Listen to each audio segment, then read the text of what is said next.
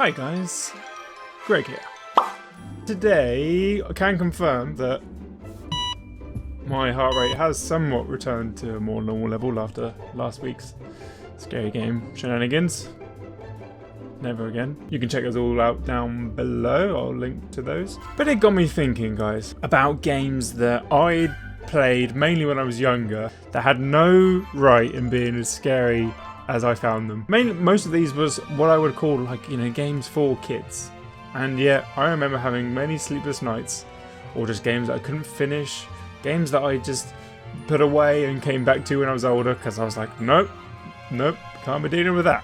And so without further ado, let's just jump into it. As always, you can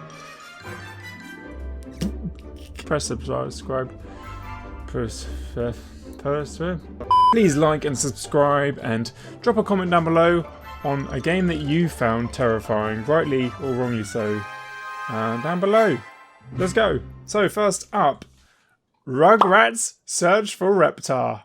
What a classic. This game was definitely up there with Bugs and Taz Team in Time, or whatever it was called. This game I just looped round and round and round and round. A little bit of backstory, I suppose. Rugrats, right? TV's kid show about babies that talk to each other and are clever and stuff. Get up to all sorts of shenanigans. My parents religiously taped on VCR episodes of Rugrats for me every weekend because I enjoyed it when I was a child. Thanks, Mum and Dad. So when we found out that there's a PlayStation game of the Rugrats, I had to get that straight away. I was taken straight away by the intro to every Rugrats episode was recreated in the game, but in 3D animation now. And that's it.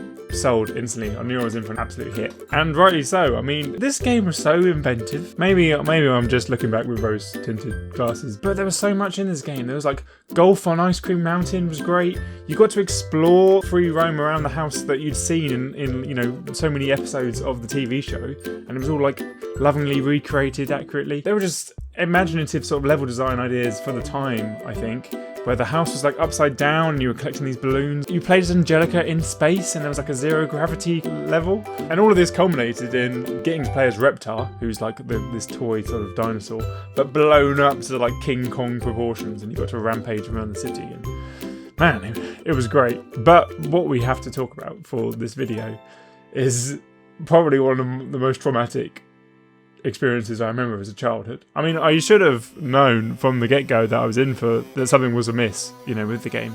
I mean, just look at Tommy's mum. That's pretty scary to start with.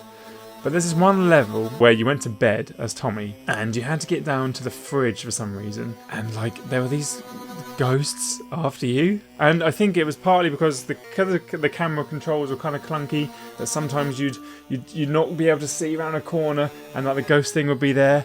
But also as well, the ghosts were purely two-dimensional, so sometimes they would be facing perpendicularly to you. I think I'm just going to murder math terms, why not? And so you wouldn't see them at all because you'd be looking from the wrong plane. But then they'd turn around suddenly like that, and oh my god. They were terrifying. The way you got rid of them was just shining your torch at them, and that got rid of the ghosts. And it's kind of spooky music as well. But oh dear me. So that was that. Next up, we had, so around the same time that I had the PlayStation, a friend of mine who was slightly older than me on my road had a Nintendo 64, and I remember going around to his one time and my mind being blown by Ocarina of Time, so one of the first 3D Legend of Zelda game. Things that just blew my mind were a joystick on a controller for a start. You could go in all the directions. It was amazing. And also, for some reason, what stood out to me was you got to summon your horse by playing the ocarina, and I thought that was really cool. I was like, whoa, you can ride the horse wherever you want. You just play it and it comes to you. Wow. I was easy pleased as a child. Everything was kind of, fantastical, sort of fantasy genre, creatures that you would fight, sure, but then, out of the blue, you go into a cave to get some treasure, as you do in Zelda games, and there's this crouched figure in front of you. Little did I know that this is probably one of the most terrifying anything to be in a video game. They're called the Re-Deads, right? And oh man, the basic premise in like a Zelda game is, you know, swing your sword, flipping, you defeat anything that comes in your way, pretty much. You know, you have to sometimes fire an arrow or chuck a bomb or whatever, but fine. But these things, not only when you see them, you don't sort of make eye contact with them, is this horrifying scream play in the game. Who thought of that? And you're like paralysed, you can't do anything, I guess probably because of how terrifying the thing is. So you just have to watch this awful thing like slowly walk towards you, but you're powerless to do anything. No swinging allowed, apparently. You can't even fight back. Not only that, when they catch up to you, they sort of clamber on top of you, and you can't really see what's going on, but you imagine they're like gnawing at your head or something. I mean, Jesus Christ, Nintendo. I think my heart rate's getting back up to that dangerous level again. Moving on then, back to my home console of the PlayStation 1 that I had at the time. Another unlikely horrific childhood experience. Chicken Run. PlayStation 1. Alien Isolation, right? Nowadays, you know, sort of the go-to kind of like scary game where something's chasing after you. Move over, okay? Not even scary. Anyone that says Alien Isolation is the scariest game out there has not played Chicken Run on PlayStation 1. For those of you who don't know, Chicken Run was a, you know, family-friendly film by Aardman Animations about these chickens that wanted to escape their coop by building a fantastical kind of Wright Brothers-esque flapping machine that they could fly over the fence with. Family-friendly film, as I said. But the game was probably pitched at kids. Who, in their right mind, put those dogs and the sound effect when they catch you when you're trying to skulk about? I should probably lay out the game. Right. So you're tasked with the game in sort of like sneaking around the farm and gathering materials and other things that you can use then to make this escape plan come to fruition. And who, in their right mind, put in that sound effect when either the dogs or Mr. and Mrs. Tweedy are like the owners of the farm, whenever they catch you, you're greeted with this.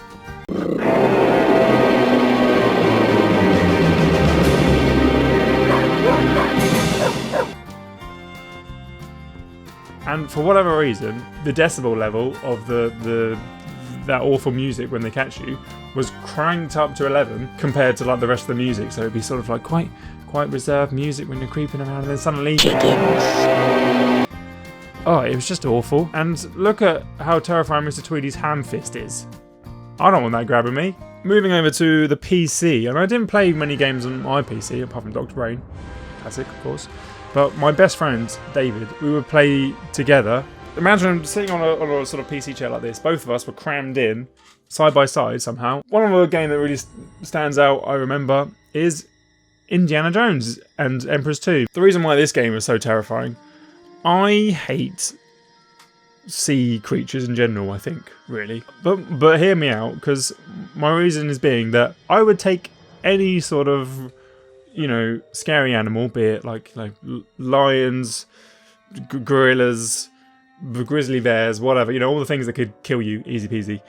I'd take any of those any day on land than anything like in the water. So, of course, a shark is more scary than a bear or a tiger or whatever. Like, I'm better on land than I am in water, okay? A shark, water, that's his jam.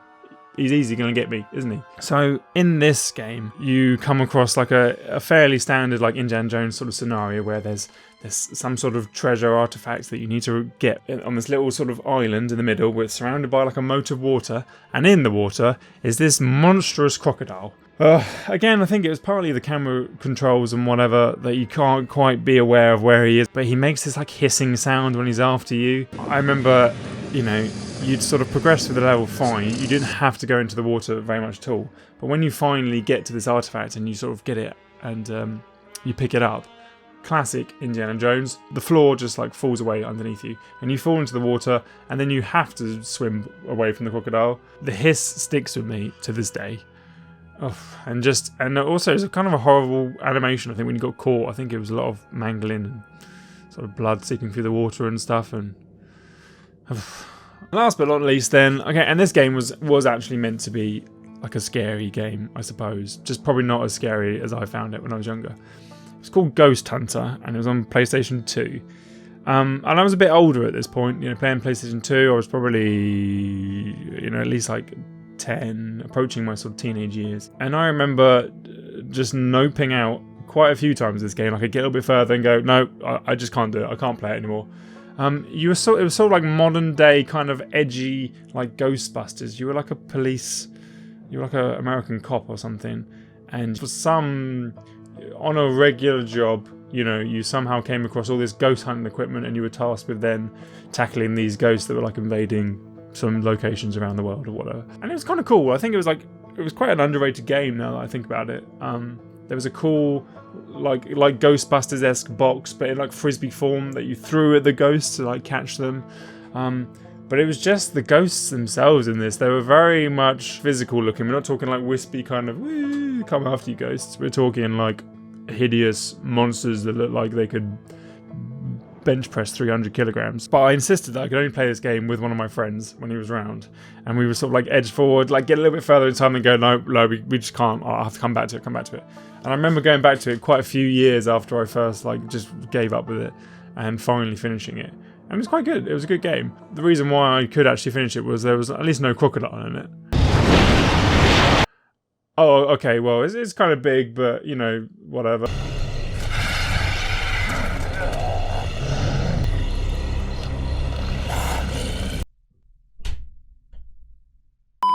So there you go, there was a little insight into what turns out to be a childhood rife with traumatic experiences. Thanks, video games. As always, guys, if you enjoyed watching today, please subscribe. You can catch me streaming on Twitch Mondays, Wednesdays, and Fridays. I won't be doing any scary games for a little while yet. I mean, maybe. I kind of want to finish I'm Scared. That was kind of intriguing. That's about that for now. Thanks for watching, and I will see you soon. Bye for now.